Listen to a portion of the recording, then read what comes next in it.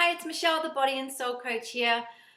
This is a very unplanned, quick video that I wanted to share with you because I felt really inspired. I was doing some journaling just now, and I've been revisiting the art of receiving.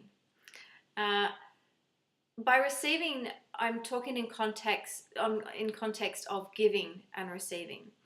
And the reason I felt inspired to share this with you is because I know the chances are pretty darn good that your giving and receiving is perhaps a little bit out of balance. The reason I know this is because many women who have come to me through my business and even friends for that matter, many are amazing at giving. In fact, it's really a beautiful thing to see so many women with such giving natures, such giving hearts. They're giving to their family, to their friends, to their career, the cat, the goldfish, and the dog. And the thing is that often what I see happen is it comes at a cost to themselves. They don't have that receiving energy coming back in order to nourish them and replenish them. See, giving and receiving is very much, it really must work in unison. Must work together. It's a bit like breathing. There's that in-breath that really nourishes you, that receiving oxygen and nourishment to your body, and then there's the giving back out with the out breath. And so it's really, really important that you have these two kind of balanced out, because what can happen is when you overgive and you're not receiving back, you can end up becoming quite depleted. And this can show up as being depleted energetically, depleted emotionally, physically. There's a lot of symptoms of having that giving and receiving out of balance. The reason I specifically want to talk about receiving, because this is usually the side that a lot of women tend to be out of whack with. Now, one such example for myself, I'll give you a little thing that I was kind of reminiscing on. Quite some time ago, my husband, I had approached him and said, darling, I'm really feeling a little bit upset that you don't ever compliment me when I get dressed up. When I get dressed up, I want to know that you think I look really great.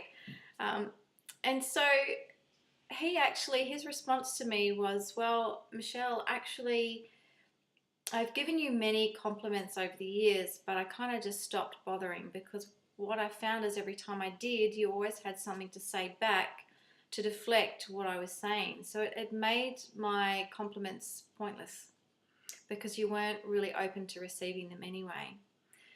And this really kind of hit home. At first, of course, I was a little bit defensive, as we can be when we get our little things pointed out to us. But when I really started to think about the fact that I perhaps had been, when I tried it on for a moment, I'm a big fan of just trying ideas on and see how they fit. And this one really fit. I really realized how much I had deflected compliments. And in fact, I started to notice it really massively over the next week. Just even in friends complimenting me on things.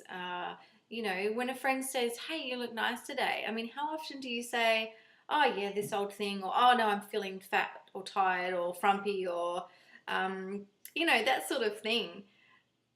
It's pretty common, right? Like, I've noticed that a lot of friends do this as well. I've noticed it's very easy to really deflect even offers of help. This is a big one for women as well. When people offer to help, no, I can cope with it myself. I can deal with it myself. I'll do it myself. And the thing is, if you're really deflecting receiving, if you're really repelling receiving in one area, it's pretty highly likely that it's happening in other areas as well.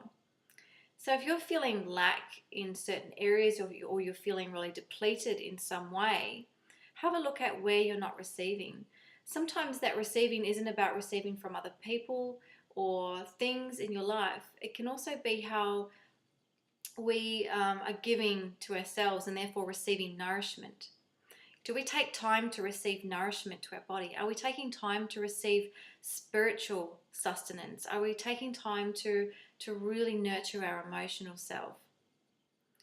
Or, what is it that are you taking time to really honor your beauty? What is it or where is it in your life that you're really not opening yourself to receiving. So when I really had a look at, the fact that I was deflecting these compliments from my husband, I really noticed how I was doing it in many other areas, and even my business. I was noticing how I was turning down opportunities. I noticed that I was turning down really positive feedback even. I was even deflecting that. Crazy.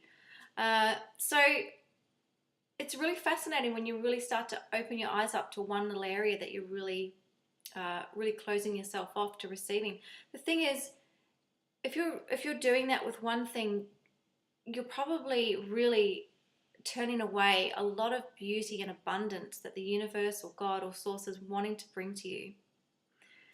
So how open to receiving are you? I really invite you to have a look over the next week at just even compliments or the offer from someone to make you a cup of tea or take you out for a cuppa. What is it that you're closing yourself off to?